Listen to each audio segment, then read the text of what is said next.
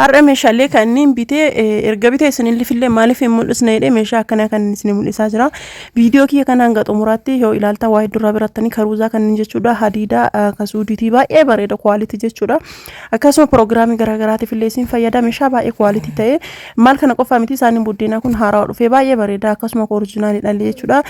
Ka buddeena kanaan illee jira saaxaraa kanaan illee hedduu oriijinaaliidha kunillee baay'ee bareeda akka ta'e. Akkasuma feermuuzii suudii burcuqqoo Dubaay hedduu kwaaliti taate jechuudha. Baradoodhaan haaraa dhuftee faashina dhuftee akkasuma kan hixaana jechuudha. Bishaanii fi shittoo barbaadan qofa itti naqxanii haala kana itti fayyadamuu dandeettanii kararii barbaadan ifa shittoon isaallee kinoo kanneen akkuma isin argitan meeshaa oriijinaalii kanneen viidiyoo kee kana hanga xumuraatti saabskiraayib laayik sheer godha hanga xumuraa ilaala baay'ee isin fayyada waan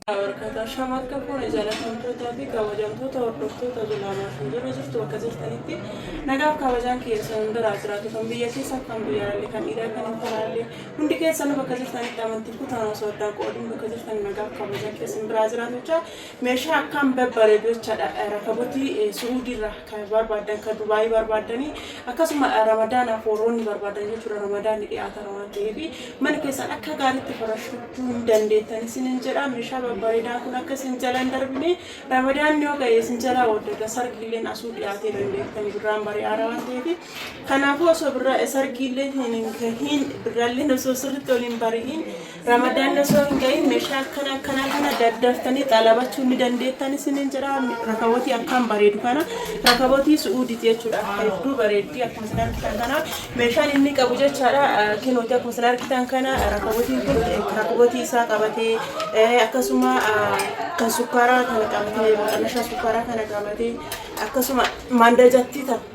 Kaitaana kana qabatee argatanii hedduu bareedde jechuudha. Kaitaanaa kuni ashagamee jira. Hubatiin isaa waraqaan kun dhoysuu danda'a. Akkanatti ilaaltanii hin hubattan jedhee yaada. Waraqaa isaa irraa hiikuu wanta hin barbaanneef akkanumatti isinii gala jedhee yaada.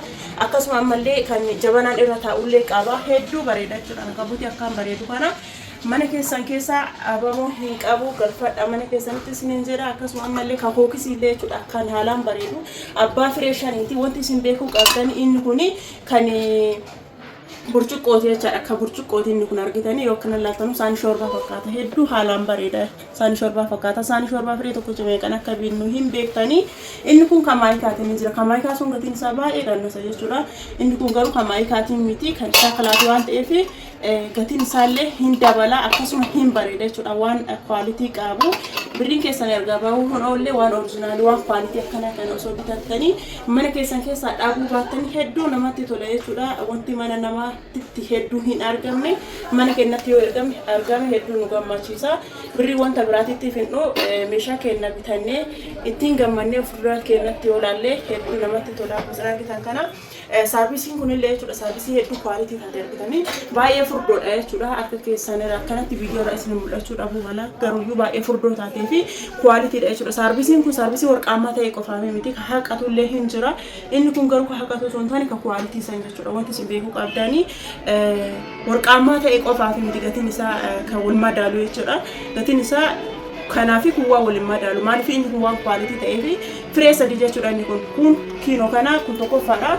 Inni sun lammaffaadha kun sadaffaadha jechuudha. Misiraan bitan kana isa kanallee namni barbaadanii mana keessaniin dhabinaa isiniin jedha. Wanta dura qabadhee isiniin dhufne waan ajaa'ibaa qabadhee isiniin dhufee jira. Akkuma sana bitan jechuudha. Karbuuzaa jechuudha.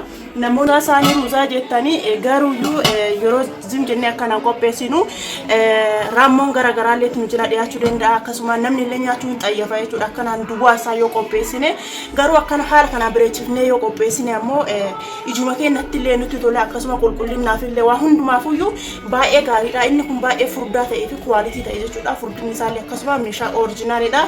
Meeshaa yeroo kamuu mana keenya keessa dhabuu hin qabne inni kuni namoota maatii baay'ee hin qabneef akkasuma birrii baay'ee baasuu hin barbaanneef baay'ee si fayyada jechuudha. Baay'ee kwaalitii ta'ee fi hadiida jechuudha. Inni kun namni beektanii ijoolleen biyya arabaa homaa isinitti hin himu hin beektan jechuudha. Mana arabaatiif waan argitaniif gatiin isaallee kinootii as gubbaa jira jechuudha. Namoonni barbaadanii na biratti ni argattu osoo isin jalaa hin dhumaatiin dafaa bitadha. Marsaa lammaffaa yoo deebitan gatiin isin jalaa dabaluu malaa fi akkasuma piroogiraamii qophii garaagaraa qabaatanii akkasuma lulluuqachiisaa barbaadanii yeroo tokko osoo hin taane yeroo dheeraadhaaf jechuudha. Meeshaa yeroo dheeraaf isin fayyadu akkuma argitan kunillee guddaadha jechuudha. Piroogiraamii garaagaraatiif namoonni barbaadan gatii isaallee as gubbaa argaa jirtanii. Inni kunillee meeshaa baay'ee kwaalitiiti, meeshaa baay'ee oriijinaaliiti. Bakka takkatti itti galabaxattanii qadaaddatanii kaa'uu dandeettanii. Bareedina ijaatiifillee ta'e qulqullinaafillee ta'e waanuma hundumaafuu jechaadha. Akka dafee isin jalaan qorrisiifneefillee baay'ee isin fayyada waan ta'eef mana keessan keessaa osoo dhabuu baattanii baay'ee gaariidha jedhee isinitti hima jechuudha. Isa kana namni isa kana bitachuu hin dandeenye isa kana bitadhaa isiniin jedha. Akkasuma immoo kabiddeena ta'an mallee isin argattan kana kabiddeena kana kanaan dura qabadhee isin dhufeen jiru ni beektanii. Kun geengoodha. Araatamaazaniidhaan isin fidaa ture. Akkuma isin argitan kana baay'ee bareeda argitanii. Baay'ee bareeda jechuudha maashaallaadha. Namoonni hajamtanii bitachuu ni dandeettan isin jira osoo isin jala hin dhumatini baay'ee bareedu kataate mana keessaa dhaabina ammallee barbaadan kanallee jechuudha argitanii baay'ee kwaalitiidha. Namoonni tokko wanti isin dogongoruu hin qabne isa kana fakkeenya kana godhanii ka qarkaa tokko jechuudha ka daabborra qopheessan tokko jira. Inni sun garuu hiyyaa kun garuu akkasii yaa'usanii miti. Akkaataan hodhama isaa kun argitanii waseeneera jechuudha ka yaa'usanii miti jechuudha. Inni sun waan yaa'uuf isa akkasinitti hin fakkaanne isiniin jedha.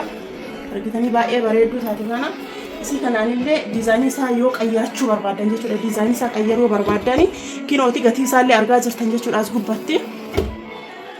Argitanii gatiin isaallee kinooti haga biddeena 10 bakka takka isinirraa isinii qabata jechuudha bakka takka jechuudha.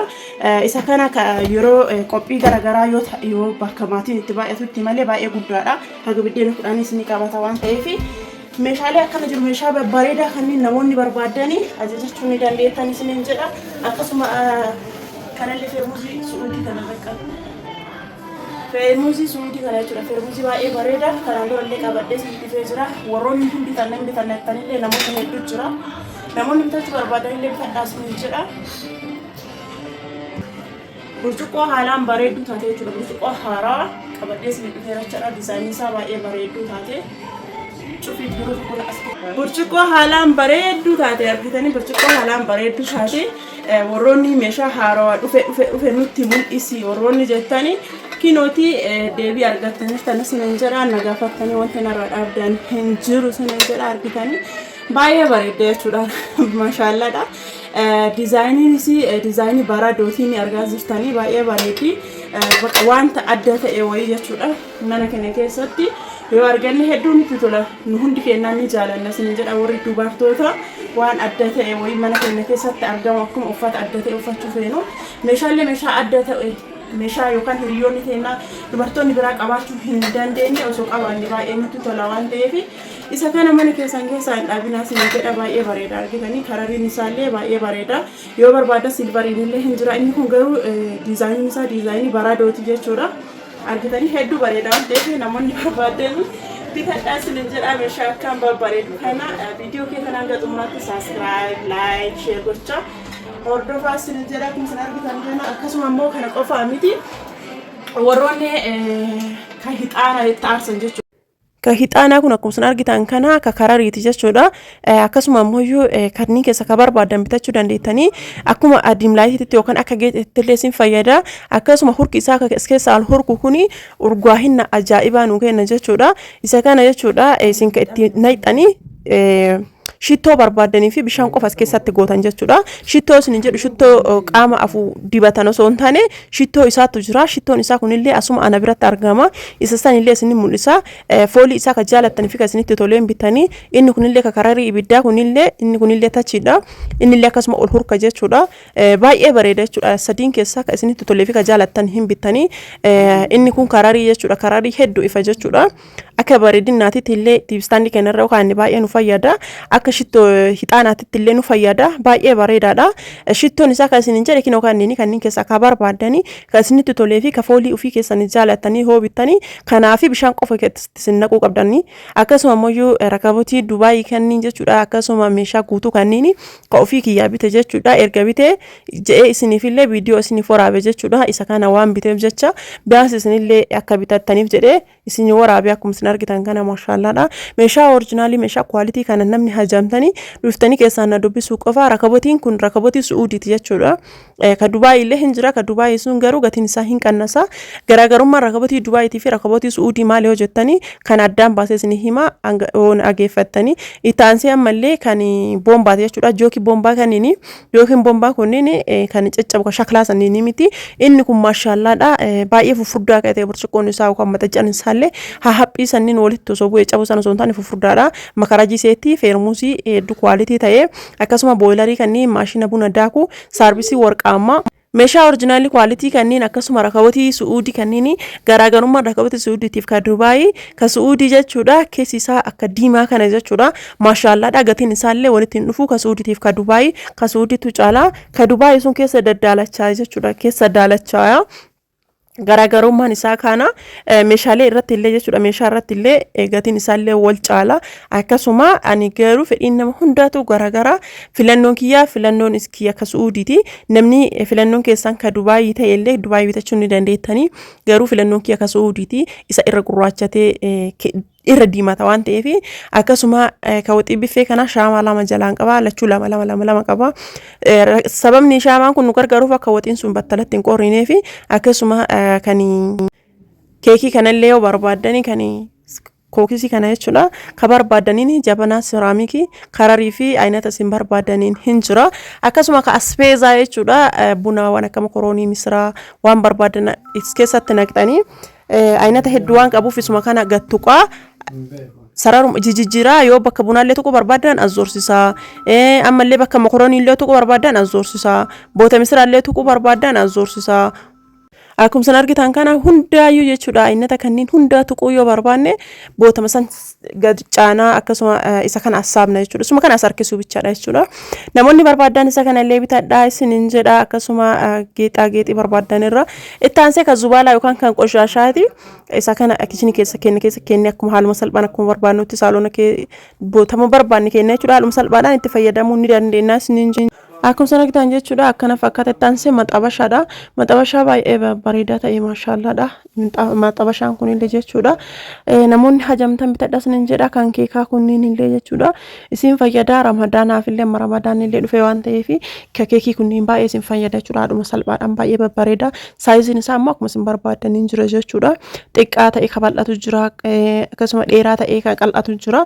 Akkuma isin hajamtaniin jira jechuudha. Kanneen illee hin jira. Isa kanneen illee hin beektan waan ta'eef isin baay'ee isin fayyada. Kalastikii kun illee hin jira jechuudha. Ibidda keessan kaayamaa uummata akkayyuu hin ta'u. Akkasuma jechuudha ka aspeezaa gurguddaa jechuudha.